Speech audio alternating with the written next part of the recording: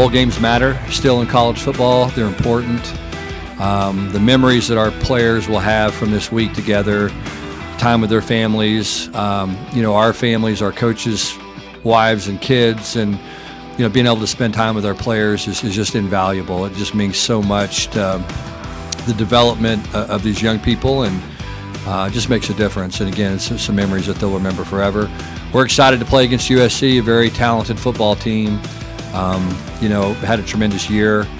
There'll be a big challenge, and as Lincoln said, we've known each other for a long time. It's fun when you get a chance to play against people that you admire in the profession. Lincoln's obviously had an incredible career.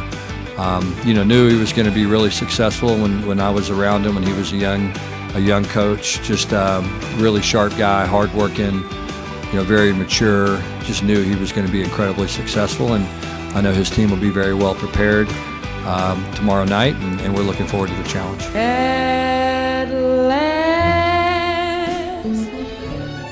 Good 4 hours south of Fort Worth is the town of San Antonio, site of the 2025 Valero Alamo Bowl, a bowl our TCU Horned Frog football team is no stranger to. Those appearances are synonymous with resilience, improbable comebacks, and thrilling finishes, making them a highlight of the Alamo Bowl's history. 2 iconic comeback wins against Oregon and Stanford, 2 West Coast teams with another one, and USC, which will look to change the Frogs' undefeated history here in San Antonio. Welcome to San Antonio, Frog Nation. We are inside the Alamo Dome for TCU's 3rd appearance in the historic bowl game in its 33rd year. Thanks for tuning in the Frogs Today Alamo Bowl pregame show presented by Texit Coin. I'm Cam Patton, and joining me tonight is Berkeley Calabasa, who calls San Antonio home and has been here since the team arrived the day after Christmas break. Cam, it's been awesome following the team here as they took over the city as they prepare for tonight's game. From daily practices at UTSA across town to taking over SeaWorld San Antonio to painting the Riverwalk purple at Rico's River Rally. You heard Sunny in the open talking about how special this experience has been, how the town has treated the team, making us all feel at home. Tight end Chase Curtis, in his 8th season, talks about the experience here in San Antonio, along with trying to keep the main thing the main thing. They are here to win a football game. A great opportunity to represent your school, represent your team, and just playing football in general. You can only play football for so long, and any opportunity to play football, I'm going to take it. So especially with all the guys that you've bled with, sweated with, cried with. So it's an honor to get to play another game, and especially at as good a bowl game as we are. We've been talking, you got to keep the main thing, and Coach Dykes talked about it. Like, you're going to remember this bowl game for the rest of your life, but you're going to remember it a lot sweeter if you win the game. So no matter, you got all the events, all the time to hang out with everybody and do everything, but we came here to win a football game, and that's really our only focus. So. We also got a chance to visit with wide receiver Eric McAllister on the opportunity to play in this game and his takeaway from the 8-4 season. There was no chance he wasn't playing in this game. I think teams that decide to stay in the bowl games and players that decide to stay in the bowl games, I think it really helps the next year's team. Like, the guys that leave, there's been guys who's been at college 5-4 years at a school, and they don't decide to play in the last game with the team. It's just exactly. So I know as soon as I came here, Coach Dykes and Kelly, I got into some trouble and they kept me here. So I knew as soon as the bowl game came around and Dykes came to me and said, "Can you play?" There's no doubt I was not going to play in this game. So, yeah. I think a key takeaway for me is how patient I was. The first and second game, I really didn't get the ball. Really didn't do too much for the offense besides block, which is kind of a lot as a receiver position. But you kind of saw me take off as the games came. And I think one thing I took away from this season is be patient and don't try to force things. I try not to be a diva on the sideline, even though when you're the number one receiver, you want the ball. But I just try to really focus on bringing my teammates along, because if I get my teammates going, it helps me in the long run. Chase talked about what an honor it is playing in this bowl game. Yeah, it's awesome. When they told us this bowl is the first choice after the playoff, and they chose us in USC, and that's a big honor. And I don't really understand the opting out. I think it's a great opportunity to represent your school, represent your team, and just playing football in general. You can only play football for so long, and any opportunity to play football, I'm going to take it. So especially with all the guys that you've bled with, sweated with, cried with. So I mean, it's an honor to get to play another game, and especially at as good a bowl game as we are. It all starts with leadership coming from the older guys and the culture of the program, starting with the head guy, Sonny Dykes. I think it all started with those older guys. I think it started with the Bud Clarks of the world. Bud's kind of seen it all. 4 years ago, Bud was playing, for a national championship, and so he's been through it. He's seen it all. And I think when you have that kind of leadership, a guy like Bud, that helped Eric get in line with, Caleb Orr, and then all of a sudden, the guys just all made a commitment to each other and just said, look, man, we started this, let's finish this together. Could not be more proud of them for having that mentality.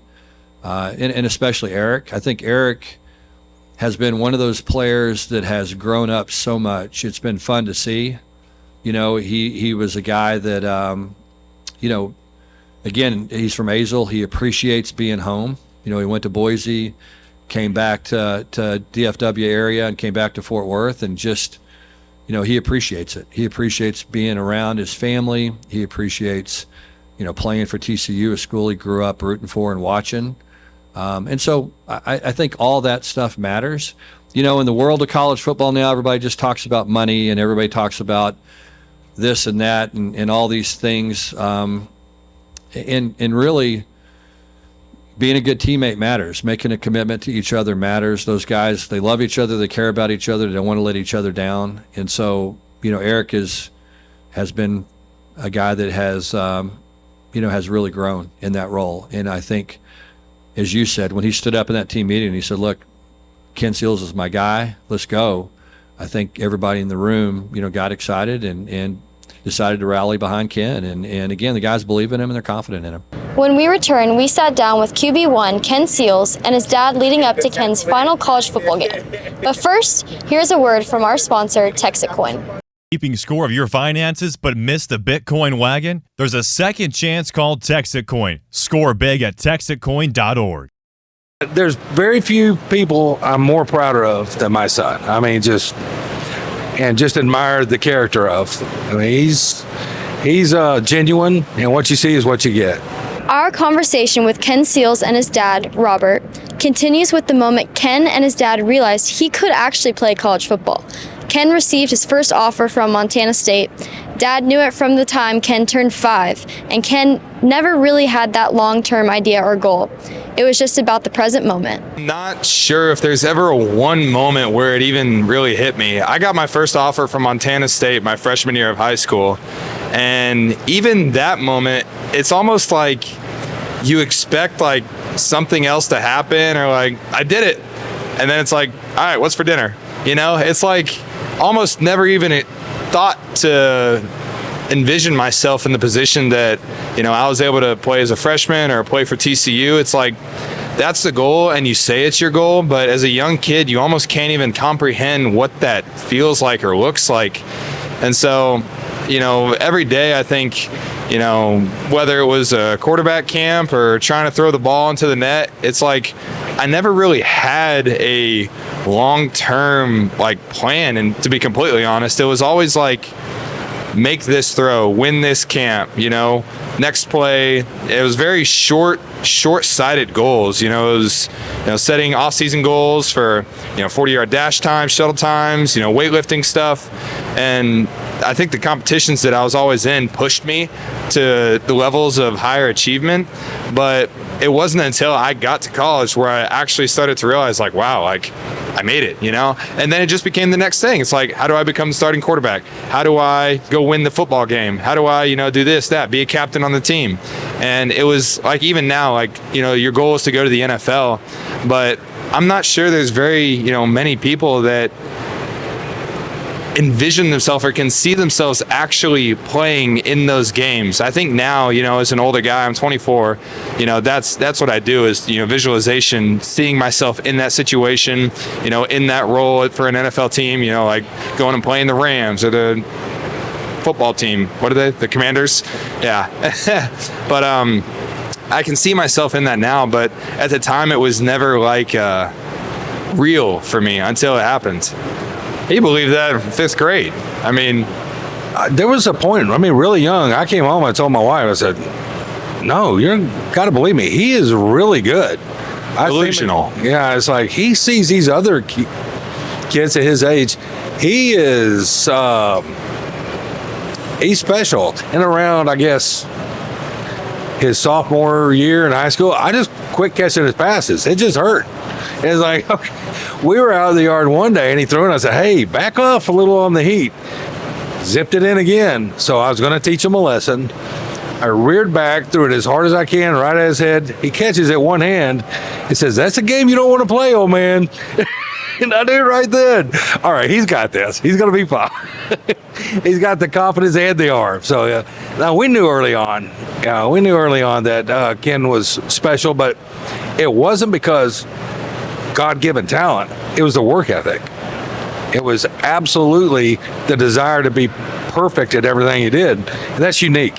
You can't parent that. You can't, instill that in a kid. I think they've got it or they don't. It started with his first start at Vandy in the SEC at Kyle Field against an Aggie team that was supposed to beat them by 40. It was an unreal moment. Unfortunately, in late 2020, we were only at 40% capacity in the stadium, so it wasn't a full Kyle Field, which would have been insane. I don't know how I would have handled that, but I mean, even for a guy like me who didn't expect to be in the situation, you could have told me there would have been 100,000 people in there, and I would have believed you. It was, the pictures of me on the sidelines, I look like I'm bugged out, like I'm on something. But I think, going through those moments, especially at such a young age, prepared me for the times, later in my career where I would get, the opportunity to play, especially my senior year and now the opportunity now here. I think, I've been stressed out, been in big environments, played in some of the craziest atmospheres in college football. And so in a way, there's nothing new for me. I've been there and I know what to expect. Jay, it wasn't good. It was not a good. I was so nervous. I mean, this kid, not just a few months earlier was throwing that ball in high school. Now we're out here against A&M. I think A&M was picked by 40 points, and we came within 5 points of winning that game. He had a great game, and it was a load of relief. It was pride. It was, nauseousness. It was everything you can imagine because we didn't know. You just don't know till you're out there. And he made great throws. He stood in the pocket, took a lot of good hits. And I'm like, all right, he survived, so maybe this is something he can do at this level. Hope to Horned Frog is what Dad called it on the viral post he posted last week on his time going to TCU games, practices, camps, throwing days against iconic quarterbacks. Fast forward to where TCU became a reality in that hotel room after his official visit to TCU. Oh, we sat in the hotel room after the official visit, and he was sitting there thinking. I said, you pick up that phone right now. You call Coach Dykes and say, yes, sir, I'm happy, because he wanted to be here. It's like they didn't roll out the red carpet. Oh, you're our starter. You're our guy. I said, no, come compete for the job. And I think at that point, he's like, yeah, I want to compete for it. It's almost surreal for him that I'm going to get to come home and play for TCU. I'm like, we just walked upstairs from the lobby with Coach Dykes on that visit, and he sat there, and I was like, I don't know why you didn't tell him right at the table. This is what's going to happen. And he knew it. He knew it in his heart, and it was like, I think he was just stunned it all happened because he got the offer, and I think just a couple days later, the visit, and then you got to make up your mind right then, and it was like, it happened fast, and it was surreal. It was a blessing. It's like everything just kind of came at this unexpected, like this game. Everything just kind of is falling into place. More later on Ken's growth and what it's going to take for SEAL Team 9 to defend the Alamo tonight.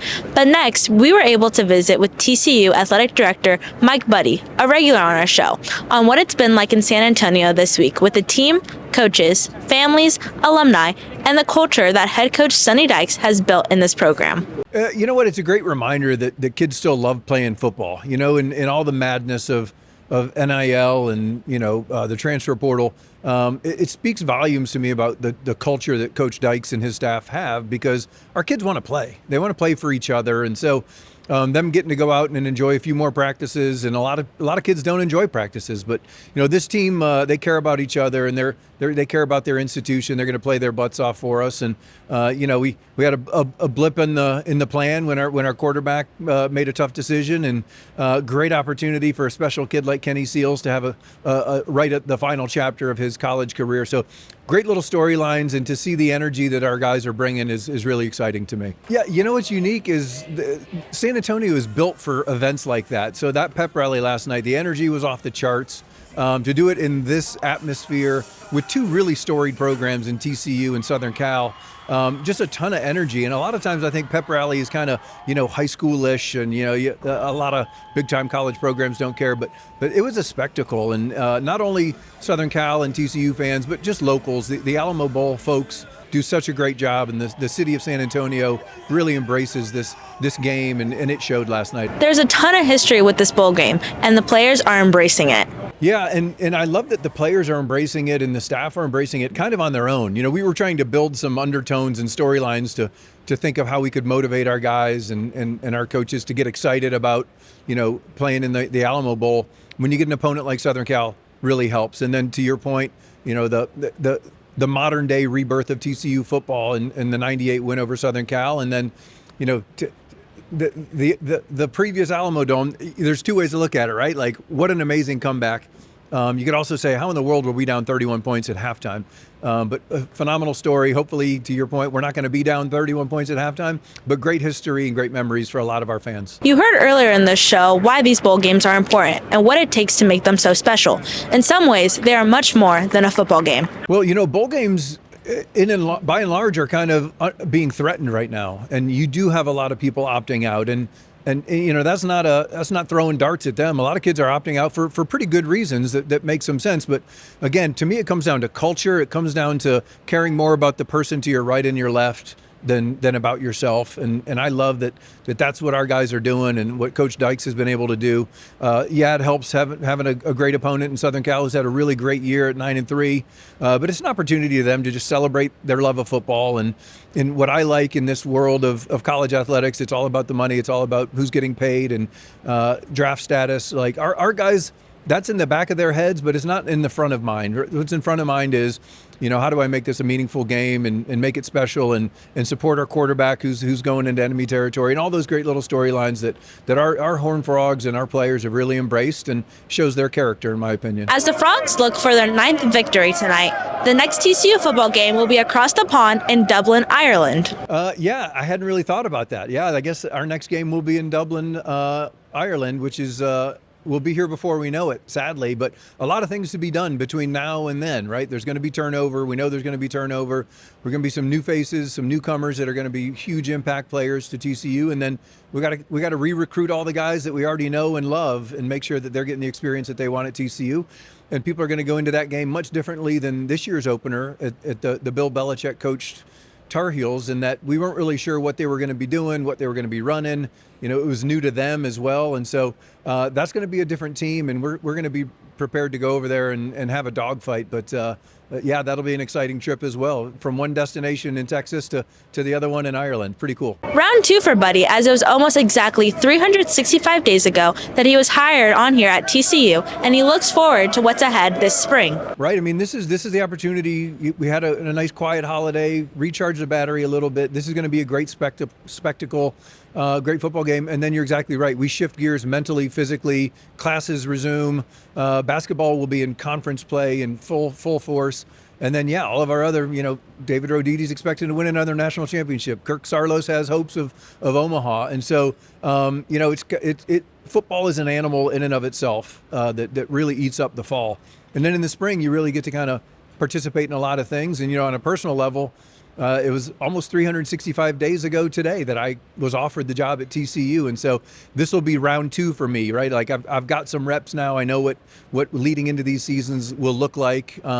I know some things now that I didn't know then. And so for me, it's all exciting, and a lot of bright futures in our spring sports. We got more of our conversation with Ken Seals and his pops, but first, here is tight ends coach Mitch Kirsch, who has been with Dykes for 8 years and will be calling the offense tonight. It's been really cool. Coach Dykes gave me this opportunity, and I've been with him for 8 years now. But most importantly, we've got a great staff that's put together a really, really good game plan for these guys just to go execute at a high level. And that was kind of what we were looking at going into this.